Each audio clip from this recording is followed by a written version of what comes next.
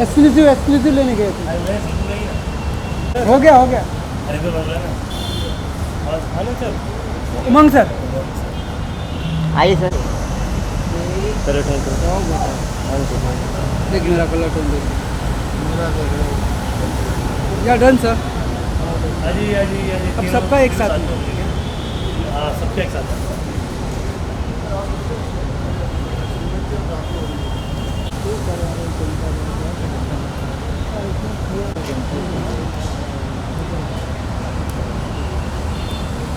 Exclusive exclusive लेने गए थे। अरे मैं सुन नहीं ना।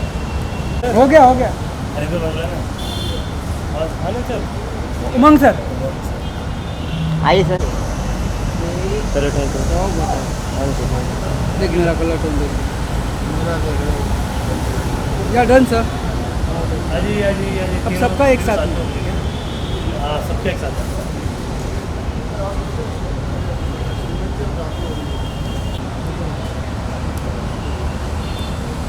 एक्सक्लूसिव एक्सक्लूसिव लेने गए थे। अरे मैं सुन नहीं ना। हो गया हो गया। अरे तो बोल रहा है ना। और हेलो सर। उमंग सर। आइए सर। चलो थैंक यू। देख मेरा कलर टोन देख। या डन सर। अजी अजी अजी अब सबका एक साथ में। हाँ सबका एक साथ।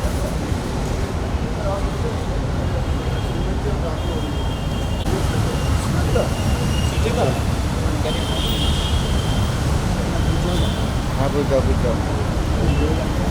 मैं आपके नतीजे मैंने जगह जगह गया। देख ये देख सर अरे centre sir centre. Yes sir. थोड़ा शिफ्ट हुए ना सर थोड़ा। यस सर लग परफेक्ट। या please centre. Yes sir. Yes sir. Yes wait. Sir centre. Yes wait. Sir centre sir. Sir centre please. Yes sir. Sir थोड़ा shift हो थोड़ा और थोड़ा shift. Yes sir. Yes sir. Excuse me sir please centre. Yes sir. Yes sir. यहाँ पे दादा एक minute. दादा एक मिनट लेने 5 मिनट लेने सर। एक मिनट एक ही होगा दादा। दादा ले अभी दादा ले सुना। ज़्यादा हो गया आपका ऐसे आगे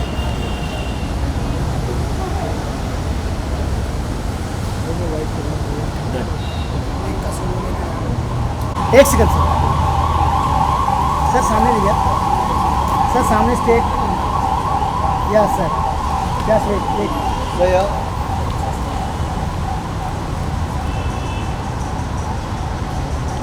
सब please camera low sir please.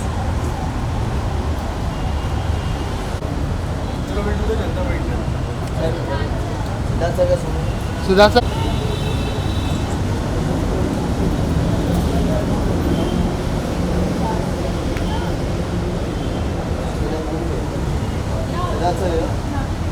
Sudha sir centre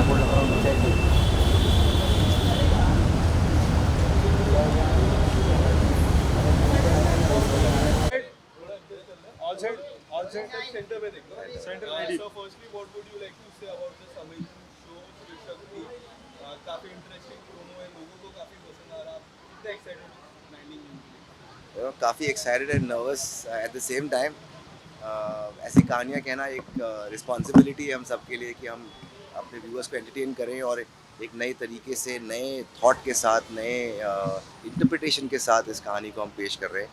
कहीं ना कहीं एक रिस्पॉन्सिबिलिटी है, एक्साइटमेंट है, नर्वसनेस है, सब कुछ पुट टुगेदर है। तो what else can I say? I think I am waiting for the 19 for the viewers to tell us, because मुझे सच में नहीं मालूम है कि लोगों को क्या अच्छा लगता है, क्या नहीं अच्छा लगता है। मैं ये समझता हूँ कि हम किस तरीके से उसे प्रेजेंट करें, ऑडियंस को किस तरह से एंटरटेन करें और वो थॉट छोड़ के जाएँ उसके पीछे जो हम कहना चाह रहे हैं, वो बहुत इंपॉर्टेंट है। तो हम वही कर रहे हैं और 19 का वेट कर रहे हैं। आई होप दर्शकों को ये पसंद आए और लोग ये देखें कहानी और हमें मालूम पड़े कि हमने अच्छा किया है। तो हमने जो भी किया है काफ़ी दिल से, पूरी जोश के साथ, एनर्जी के साथ, अपने पास के एक्सपीरियंसेस एंड लर्निंग्स के साथ ये कहानी कह रहे हैं। So really looking forward to the 19th। questions? और तो सर आपने हमेशा से स्पिरिचुअल चीज़ों पे और हिस्टोरिकल चीज़ों को लेकर ही हमेशा से सीरियल को प्रोड्यूस किया है, इसके पीछे कोई रीज़न? मुझे लगता है कि बहुत पैसे मिलते हैं, बहुत he is a very rich guy because of those shows. आप क्या चाहते हैं? नहीं, मुझे लगता है कि हम इस इंडस्ट्री में इसलिए नहीं आए कि यहाँ पे हम क्योंकि हमें नहीं मालूम है कि हम कोई भी चीज़ करें तो उसका क्या रीज़न होगा, पर मुझे ये मालूम है कि हम यहाँ पर इसलिए आए कि हम अच्छी कहानियाँ कह पाएँ। ये हमारा कल्चर है, ये हमारी हिस्ट्री है। ये कहानियाँ ऐसी नहीं हैं जो आप कल सुबह सोचो तो आप परसों बना सकते हो।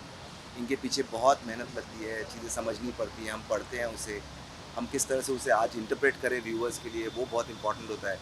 तो कहीं ना कहीं नई दुनिया क्रिएट करो, ऐसे टैलेंटेड लोग साथ में जुड़ें जो हम लोग वो दुनिया बनाए व्यूअर्स के लिए कि ये हमारी इंडिया की कल्चर है, ये हमारी संस्कृति है, देखो ऐसा होता था उस टाइम पे। ऐसे एक्टर्स जुड़ें जो फाइनली स्क्रीन पे लाकर ऑडियंसेस को ये फील कराएं कि हाँ ये हमारी कहानी है, ऐसा हुआ था उस टाइम पे। तो ये सारे फैक्टर्स जब आपके पास ऐसे ऑप्शंस हों तो और कोई चीज़ करने में ज़्यादा उतनी चैलेंजिंग चीज़ नहीं लगती। तो इससे मैं भी हर बार कुछ सीखता हूँ, मुझे हर बार पढ़ना पड़ता है, समझना पड़ता है कि हम ये कहानी शिव जी ने क्यों अपनी लाइफ में कही होगी, इसका भावार्थ क्या है, इसके पीछे थॉट क्या है। तो काफ़ी चैलेंजिंग लगता है मेरे को और एक्साइटिंग लगता है, इसीलिए मैं ये स्पेस में काम करता हूँ।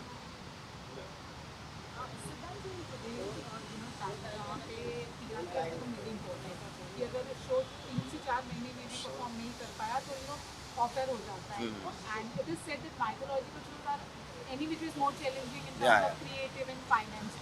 तो ऐसे टाइम एक माइथोलॉजिकल शो को लाना, do you feel it's risky और at least it is very challenging in terms of TRP? Of course I think that what you are saying is absolutely true. अभी के टाइम पे अगर आप कहानियाँ कह रहे हो और आप ऑडियंसेस के पास आज 25 इयर्स में इतना एक्सपोजर हुआ है कि उनको ग्लोबल कंटेंट का एक्सपोजर मिला है, उनके पास सारी अलग अलग चीज़ें हैं, पर मुझे लगता है कि कहीं ना कहीं टेलीविज़न एज अ प्लेटफॉर्म जो एवरी डे लोगों को हम लेके आते हैं कि आप आइए आज देखिए, आप फिर कल देखिए, फिर से परसों देखिए, ये एक इन इटसेल्फ बहुत ही बड़ा चैलेंज होता है। इसे लिखना, बनाना, प्रेजेंट करना कि हम दर्शकों को रोज़ बोले कि आप आज फिर देखो हम, क्योंकि आप किसी को आज एक 5 मिनट बैठा के कुछ दिखा दो तो वो समझ जाऊँगा मैं कि क्या होता है। मुझे ही दिखाने की कोई कोशिश करे तो it has to be a particular type so of course it's a big challenge and कहीं ना कहीं टेलीविज़न के साथ साथ में कंजम्पशन पैटर्न्स जो हो रहे हैं, ऐड हो रहे हैं, तो आज जिनके घरों में टीवी है वो टीवी पे देख रहे हैं, जिनको वो जियो सिनेमा पे देखना है वो जियो सिनेमा पे देख सकते हैं। तो कहीं ना कहीं व्यूअर कंज्यूम कंटेंट कर रहे हैं, पर अलग अलग टेक्नोलॉजिकल एडवांसमेंट्स के साथ। पहले हम कैसेट में गाने सुनते थे, आज अलेक्सा को बोलते थे तो गाने सुनते थे। तो कहीं ना कहीं गाने तो वही हैं, गाने का सोल वही रहेगा, तो उसको जो हम कंज्यूम करते हैं अलग अलग प्लेटफॉर्म्स पे वो चेंज हो रहा है, वो इवॉल्व हो रहा है। तो हम सब भी अपने कहने के तरीक़ों में, मेकिंग में, पूरी इंडस्ट्री इवॉल्व हो रही है। I think it's a great time for story tellers, great time for everybody. कहीं ना कहीं अगर आप अपने बिलीफ के साथ कोई कहानी कहोगे तो उसके लिए उसको वो दर्शक मिलेंगे। और कोई चीज़ चलना या नहीं चलना, सच बताऊँ तो इतने एक्सपीरियंस लोग हम सब साथ में यहाँ खड़े हैं, किसी को नहीं मालूम है कल क्या चलेगा, किसी को नहीं मालूम है कल क्या वर्क करेगा। कर आप यही सकते हो जो आपकी बिलीफ हो, आप उसको पूरे दिल से करो, अच्छे से करो, उसके बाद वरना आप एस्ट्रोलॉजर बन जाओगे जो फ्यूचर प्रेडिक्ट कर सकता है। और मुझे फ्यूचर के बारे में कुछ नहीं मालूम है, तो अच्छा करेंगे। बाकी 4 महीने बाद क्या होगा, 3 महीने बाद क्या होगा, वो चलेगा या नहीं चलेगा या आधा चलेगा, वो आउटकम है आपके एक्शंस का, वो आप पे कंट्रोल में एनीवेज नहीं है। तो I think that's most important.